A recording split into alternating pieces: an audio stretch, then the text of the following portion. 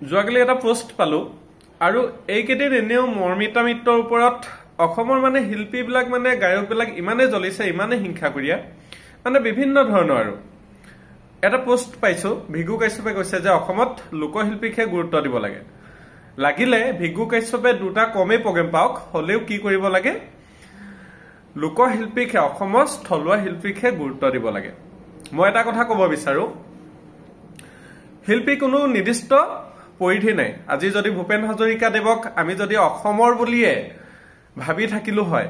যদি বাহিৰৰ ৰাজ্যত যদি তেওঁ গুৰুত্ব নিদিলেহেঁতেন এই কথাটো যুক্তি অনুসৰি কৈছো তেতিয়া ভূপেন হাজৰিকা অসমতে স্থিতি থাকিলে হয়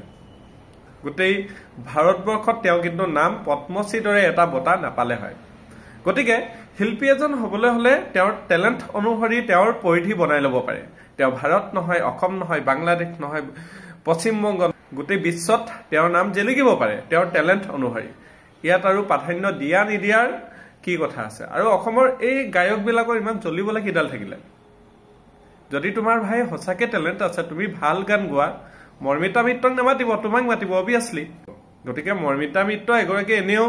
অসমৰে বোৱাৰী তেওঁ পশ্চিমবংগ হলেও অসমৰ ল'ৰা বিয়া হৈছে গতিকে তেওঁ এগৰাকী অসমৰে বোৱাৰী গতিকে ইমান কাৰোবাৰ পিছত ইমান হিংসা কৰি লাভ নাই